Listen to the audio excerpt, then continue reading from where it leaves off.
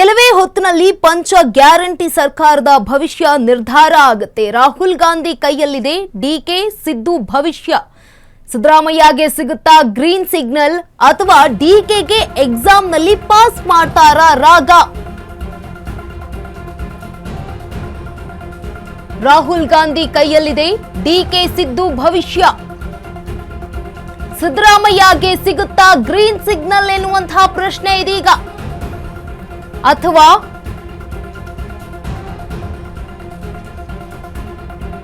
ಡಿಕೆಗೆ ಎಕ್ಸಾಮ್ನಲ್ಲಿ pass ಮಾಡ್ತಾರಾ ರಾಹುಲ್ ಗಾಂಧಿ? ಸದ್ಯ all ice on Rahul Gandhi movement ಮೇಲೆ ಇರುವಂತದ್ದು. ಕೇವಲ ಎಂಎಲ್ಸಿ ಹಾಗೆ ರಾಜ್ಯಸಭಾ ಚುನಾವಣೆ ಚರ್ಚೆ ಏನಾದ್ರೂ ಇದೆಯಾ ಇಲ್ಲಿ ಅಂತ, ಅಥವಾ ಸಿಎಂ ಕುರ್ಚಿ ಬದಲಾವಣೆ ಆಗತ್ತಾ, ಚರ್ಚೆ ಏನಾದ್ರೂ ನಡೆಯುತ್ತಾ? ಈ ಎರಡು ವಿಚಾರಕ್ಕೆ ಮತ್ತೆ ಮುನ್ನೆಲೆಗೆ ಬಂದಿರುವಂತದ್ದು ಸಂಪುಟ ಪುನರ್ರಚನೆಯ ಕಸರತ್ತು. ಸಿದ್ದು ಬಣದಿಂದ ಹೊಸ ಮಂತ್ರಿಗಳ ಸೇರ್ಪಡೆಗೆ ಲಾಬಿ ಆಗ್ತಾ ಇರುವಂತದ್ದು. ಡಿಕೆ ಬಣದಿಂದ ಅಧಿಕಾರ ಹಂಚಿಕೆ ಸೂತ್ರ ಫೈನಲ್ ಆಗಲಿ ಅಂತ ಹಠ ಹಿಡಿದಿರುವಂತದ್ದು.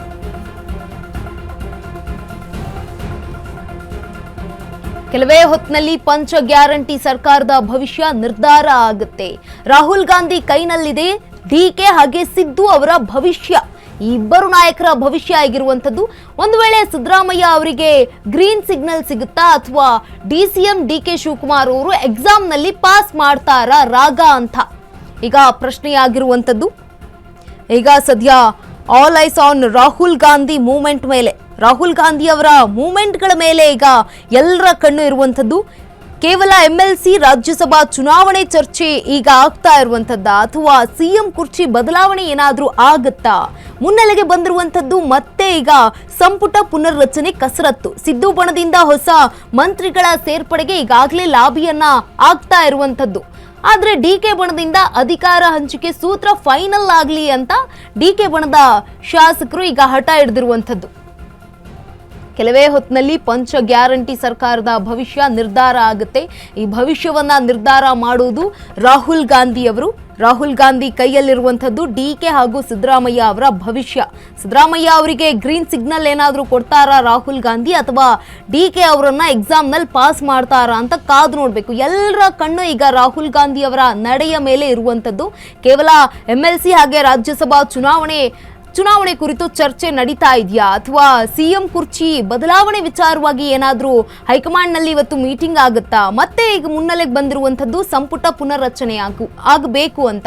ಈ ಒಂದು ಕಸರತ್ತು ಏನಾದರೂ ನಡೆಯುತ್ತಾ ಅಂತ ಈಗ ಒಂದು ಹೈಕಮಾಂಡ್ ಚರ್ಚೆ ಆಗ್ತಾ ಇರುವಂತದ್ದು. ಜೊತೆಗೆ ಸಿದ್ದು ಬಣದಿಂದ ಹೊಸ ಮಂತ್ರಿಗಳ ಸೇರ್ಪಡೆಗೆ ಈಗಾಗಲೇ ಲಾಬಿ ಆಗ್ತಾ ಇದೆ.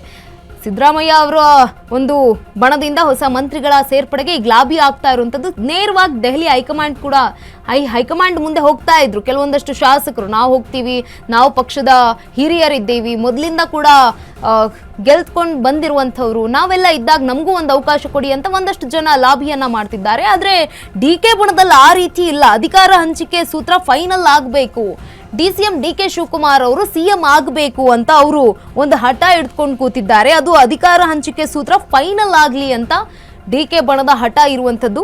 ಸದ್ಯ ಸಿದ್ದರಾಮಯ್ಯ ಬಣದಿಂದ ಹೊಸ ಮಂತ್ರಿಗಳ ಸೇರ್ಪಡೆಗೆ ಲಾಬಿ ಆಗ್ತಾ ಇರುವಂತದ್ದು. ಹಿರಿಯ ನಾಯಕರು ಹಾಗೆ ಹಳೆಯ ಏನು ಶಾಸಕರು ಇರ್ತಾರಲ್ಲ, ಪಕ್ಷದ ಹಿರಿಯ ನಾಯಕರು ಹಾಗೆ ಶಾಸಕರು ಇರ್ತಾರಲ್ಲ, ಅವರು ನಮಗೂ ಒಂದು ಸಚಿವ ಸ್ಥಾನದ ಆಕಾಂಕ್ಷಿಗಳಿದ್ದೀವಿ, ನಮಗೂ ಕೂಡ ಸಚಿವ ಸ್ಥಾನ ಕೊಡಿ ಅಂತ ಈಗ ಲಾಬಿಯನ್ನ ಮಾಡ್ತಾ ಇರುವಂತದ್ದು ಹೈಕಮಾಂಡ್ ಮುಂದೆ. ಈಗಾಗಲೇ ಕೆಲವೇ ಹೊತ್ತಿನಲ್ಲಿ ಪಂಚ ಗ್ಯಾರಂಟಿ ಸರ್ಕಾರದ ಭವಿಷ್ಯ ನಿರ್ಧಾರ ಆಗುತ್ತೆ. ಈ ಒಂದು ಭವಿಷ್ಯ ನಿರ್ಧಾರ ಮಾಡೋದು ರಾಹುಲ್ ಗಾಂಧಿ. ಈಗ ರಾಹುಲ್ ಗಾಂಧಿ ಅವರ ಕೈಯಲ್ಲೇ ಸಿದ್ದು ಡಿಕೆ ಶಿವಕುಮಾರ್ ಅವರ ಭವಿಷ್ಯ ನಿಂತಿರುವಂಥದ್ದು. ಸಿದ್ದರಾಮಯ್ಯ ಅವರಿಗೆ ಒಂದು ವೇಳೆ ಗ್ರೀನ್ ಸಿಗ್ನಲ್ ಕೊಡ್ತಾರಾ, ಅಥವಾ ಏನಾದರೂ ಡಿಕೆಗೆ ಎಕ್ಸಾಮ್ನಲ್ಲಿ ಪಾಸ್ ಮಾಡ್ತಾರಾ? ಈ ಒಂದು ಪಾಸ್ ಹೇಗೆ ಅಂತಂದ್ರೆ, ಈಗಾಗಲೇ ಅವರು ಕೂಡ ಕಸರತ್ ಮಾಡ್ತಾ ಇದ್ದಾರೆ. 3 ವರ್ಷ ಆಗ್ತಾ ಬಂತು. 2.5 ವರ್ಷ ಸಿದ್ದರಾಮಯ್ಯ ಇರಬೇಕು, 2.5 ವರ್ಷ ಡಿಕೆ ಶಿವಕುಮಾರ್ ಅಂತ ಹೇಳಿದ್ರಿ. ಆ ಮಾತನ್ನ ಉಳಿಸ್ಕೊಂಡು ಹೋಗಿ ಅಂತ ಈಗಾಗಲೇ ಡಿಕೆ ಶಿವಕುಮಾರ್ ಅವರು ಕೇಳ್ತಾ ಇರುವಂಥದ್ದು. ಕೇವಲ ಎಂಎಲ್ಸಿ ರಾಜ್ಯಸಭಾ ಚುನಾವಣೆ ಚರ್ಚೆ ಆಗುತ್ತಾ, ಅಥವಾ ಸಿಎಂ ಕುರ್ಚಿ ಬದಲಾವಣೆ ಏನಾದರೂ ಆಗುತ್ತಾ? ಮತ್ತೆ ಮುನ್ನೆಲೆಗೆ ಬಂದಿರುವಂತದ್ದು ಸಂಪುಟ ಪುನರ್ರಚನೆ. ಈ ಎಲ್ಲ ವಿಷಯವಾಗಿ ಕುರಿತು ಯಾವ ರೀತಿಯಾಗಿ ಚರ್ಚೆ ಆಗುತ್ತೆ, ಯಾವುದು ಫೈನಲ್ ಆಗುತ್ತೆ ಅಂತ ಇನ್ನೇನು ಕೆಲವೇ ಹೊತ್ತಿನಲ್ಲಿ ಭವಿಷ್ಯ ನಿರ್ಧಾರ ಆಗುತ್ತೆ. ಈ ಒಂದು ಭವಿಷ್ಯ ನಿರ್ಧಾರ ಆಗೋದು ರಾಹುಲ್ ಗಾಂಧಿ ಅವರ ಮೇಲೆ ಇರುವಂತದ್ದು.